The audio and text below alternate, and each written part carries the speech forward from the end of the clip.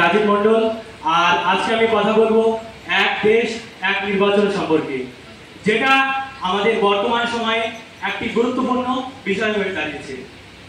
একটি মধ্যবিত্ত বা গরিব পরিবারে যদি 3টি মেয়ে থাকে এবং তারা যদি বিয়ের জন্য উপযুক্ত হয়ে ওঠে এবং তার বাবা যদি প্রত্যেক বছর একটি করে মেয়ে বিয়ে দেয়, তবে বিয়েতে অর্থাৎ খাওয়া দাওয়া প্যান্ডেল মিলিয়ে বিয়েতে যে সামগ্রিক খরচটা হবে, যদি একসঙ্গে 3 জনের বিয়েটা দেয় তবে কিন্তু খরচটা অনেকটাই কম হবে। আজকে আমি বিয়ের কথা বলবো না, বলবো আমাদের দেশের কথা।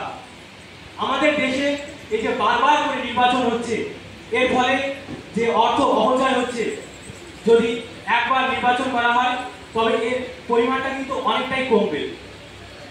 আমাদের দেশ ভারত এক বিশাল ঐতিহ্যবাহী বৈচিত্র্যময় সাংস্কৃতিক দেশ, কিন্তু বিদেশি আক্রমণ অর্থাৎ সেই পরাধীনতার সময় আমাদের দেশ এক দারিদ্রতা, নিরক্ষরতা এবং অর্থনৈতিক সমস্যা কিন্তু সম্মুখীন ছিল।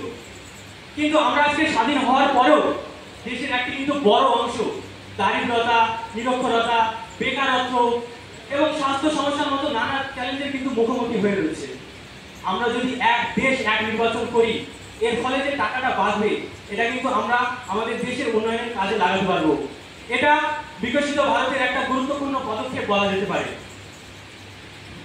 একবার যদি আমরা রাজনৈতিক দলগুলির কথা ভাবি, তাদের দিক দিয়ে যদি একবার ভাবি, তাহলে তাদের মধ্যে সবসময় ভয় থাকে যে প্রত্যেক নির্বাচনে আমাদের জিততে হবে, পরের নির্বাচনে যদি হেরে যাই তাহলে আমাদের হয়তো ক্ষমতা থেকে সরিয়ে দেওয়া হবে।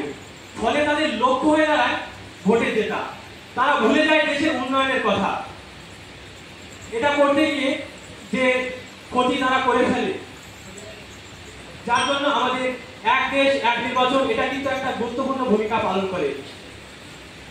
এবং বারবার নির্বাচনের ফলে দেখা যায় যে মানুষের যে ভোট দেওয়ার আগ্রহ এটা অনেকটাই কমে যাচ্ছে, এবং যে প্রতিচ্ছবি আমাদের সামনে ফুটে ওঠে, দেখতে পাই যে ভোটের সময় দেখা যায় যে বিভিন্ন ধরনের মারামারি, দাঙ্গা হাঙ্গামা, বোমাবাজি, বিভিন্ন প্রতিচ্ছবি আমাদের সামনে কিন্তু ভেসে আসে। আমরা যদি এক দেশ এক নির্বাচন করি তবে কিন্তু এর পরিমাণটা অনেকটাই কমতে পারে। মানুষের ভোট দেওয়ার আগ্রহ কিন্তু অনেকটা হলেও কিছুটা হলেও বাড়তে পারে যদি আমরা এক দেশ এক নির্বাচন করতে পারি। ভোটের সময় দেখা গেছে যে শিক্ষকদের ভোটের কাজে নিযুক্ত করা হয়, ফলে শিক্ষা ব্যবস্থায় ছাত্র সমাজের ওপর যে একটা নেতিবাচক প্রভাব পড়ে, শিক্ষা প্রতিষ্ঠানগুলি বারবার করে বন্ধ হয়ে যায়। এই যে ছাত্র সমাজের ওপর যে একটা নেতিবাচক প্রভাব পড়ে, এর কোনোদিন খতিয়ে দেখা হয়নি। এর আগেও 1952 থেকে 1967 সাল পর্যন্ত এক দেশ এক নির্বাচন হয়েছে। এটা কিন্তু প্রথমবার নয়।